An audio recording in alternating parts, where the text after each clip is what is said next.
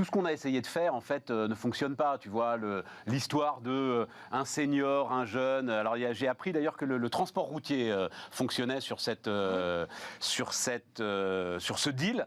Bah, sauf que tu n'as pas toujours un jeune qui veut bien conduire un camion pour un gars qui doit partir. Tu vois, donc, ces trucs-là sont alambiqués. Non, mais sauf que ça n'a jamais été fait, ce système. Ah, si. Pour le transport routier, c'est ça. C'est ça qui se passe. Qu'est-ce qui rend le truc alambiqué? Ben, c'est parce que tu as un gars qui veut partir, Si tu trouves pas de jeune, qu'est-ce que tu fais? Le gars part pas? Ouais.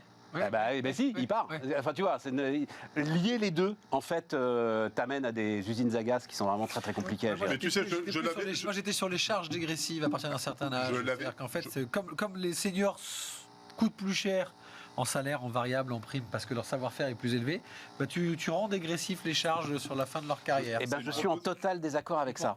Et parce que les seniors coûtent plus cher mais produisent moins. Et donc, la clé, mais bien sûr que si, tu n'inventes plus.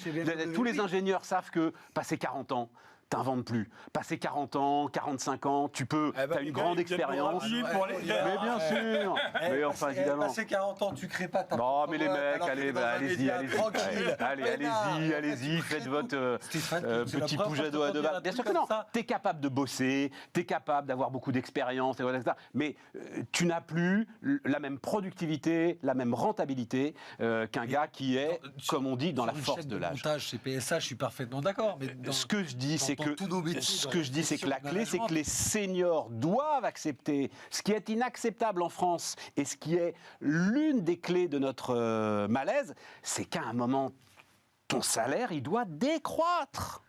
Il doit décroître dans cette idée d'emploi retraite et dans cette idée effectivement de prolonger ta carrière avec pourquoi pas des aménagements de temps justement, tu vois, peut-être que tu travailles plus à temps plein, etc. Mais la clé en tout cas, c'est que tu coûtes moins cher à l'entreprise, pas moins cher, enfin, pas en spoliant la sécurité sociale. C'est ça le sujet, tu comprends? Si jamais tu vas assurer l'équilibre des retraites en allant piquer le pognon à la sécurité sociale ou aux caisses d'allocation familiale, tu fais de la cavalerie à 2 balles. Non, parce que je pense que tu maintiens l'emploi et tu évites tous les mecs qui partent en pré-retraite et qui coûtent une solution blinde. sur quartier d'affaires, c'est le mécénat de compétences.